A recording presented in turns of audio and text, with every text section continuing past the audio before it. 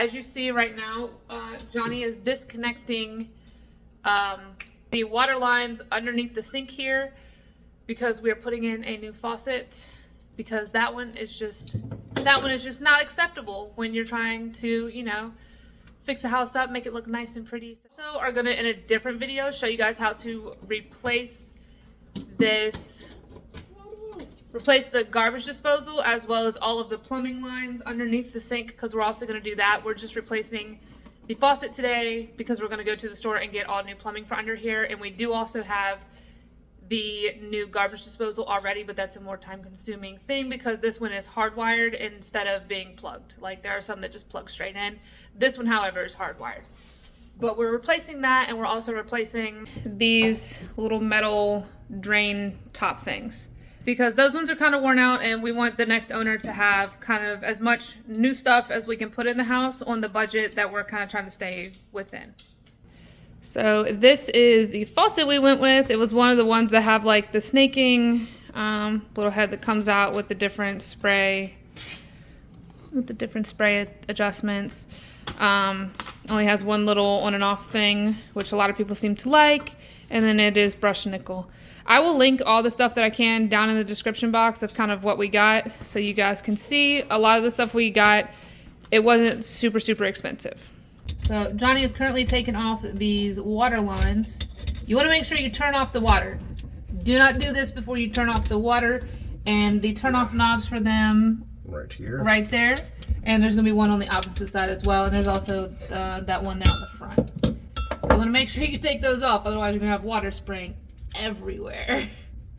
Also, there's going to be a little bit of water still in these lines, so you want to have a towel or some kind of water containing mechanism. Yep. Like we have this trash bin that we're using to catch the water. On this particular sink thing we are taking out, we have to unscrew that golden colored nut off that, so then we can be free to remove the old faucet. So we're going to do that now, and then we will pull it out and show you the steps to put the new one in. You gotta landscape it! Always landscape it! Okay, so what we're doing right now is, I took a little Windex. This one has ammonia. Oh my god. No, I keep saying ammonia. Okay, so we're taking this here Windex. I'm pretty positive. This one has ammonia in it, which is removing the gunk from the old, where the old thing was sealed on. So we're removing that right now because you don't want to be a jerk. Remove this stuff before you put the new stuff on. Even if it's not going to be seen, you know it's there. I know it's there. We're all going to know it's there because it's there. Clean work surface. Yeah. So don't be that person. Don't do lazy work. Come through, get it cleaned up before you put the new one down. I will say the Windex is helping really clean this up fairly easily to get this old caulk off of here. And then when we're done, we're gonna have a nice clean surface to start with to put in our new sink faucet. And this one, as you see, has 3 holes. We got one that can be used for either 3 holes or 1 hole, and we will show you how that works. When you purchase the new faucet, you always want to make sure that, like, it'll tell you on there if it can be used for a 1 hole or a 3 hole, kind of what's going on with that, and just buy according to that. Some of them you can use with a 3 hole or 1 hole. You might just have to buy the plate that covers the outside holes if it just does 1 hole. Ooh, that just does not want to. Wow. Yep. Okay. So we have successfully detached and cleaned up the area where the new faucet is going to go. So we're going to turn it around and show you guys how to install the new faucet, which is right here. This is the new faucet. So this is the little plate, and I will show you this. Like, you see how that's got 3 holes. This has 1 hole. This plate is going to go like that and fit right over like so. So then when you're looking at it, this is going to be re-scrubbed. Ignore that. But it's going to you know, look like it's just one piece there. Okay, so we have our new faucet with the one little handle. You're gonna put this on the right side. You'll put it on the right side. Okay, so we're gonna now feed all of these cords through that hole. Johnny didn't believe me that this was step one.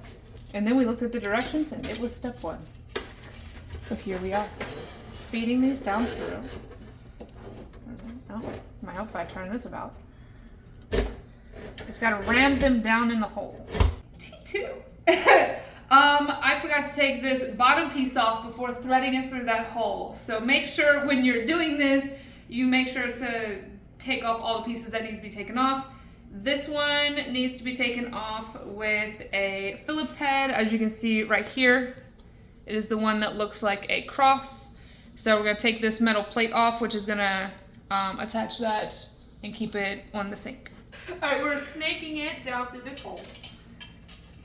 You gotta try to put the nuts in the hole like one at a time, because otherwise if you try to put 2 nuts in the hole at one time, it's gonna be really tight. Maturity level 0. Oh no. Okay, let's see. That's what I'm saying. Yes. Stuff them in there. Yeah, you might have to stuff it in there, but get it in. All right, and there you go. And just like that, all done.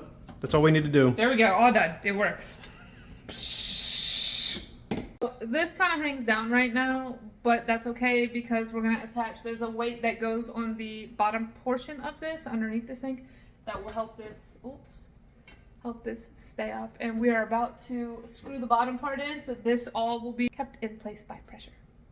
So Johnny is now turning the water lines back on. He has got all the new stuff connected, the weight put on the line that holds the head in place, that black thing. And then he's cutting back on all the water. Look at that. Okay, no drippy drippy. All right, so let's give it a whirl. I wouldn't say it was kind of like difficult. It was just we had to tweak a couple things to make sure they were in the proper place. And then once we got it in the proper place, it was good to go. So it was pretty easy. This is a fairly simple kind of DIY that most people are going to be able to do with very few tools. I think we mainly only needed a Phillips screwdriver to put that in. Yep, and our hands. For the water lines. Yes, and a little baby wrench for the water lines. I hope you guys found this video helpful. If you did, please give this video a big thumbs up so I know that you guys are loving these DIY videos. And if you haven't already, please hit subscribe and consider becoming a channel member so that I can keep making fun videos like this for you guys. Don't let anyone tell you that you can't do something. Everyone is capable of doing hard things with the right tools. Bye guys.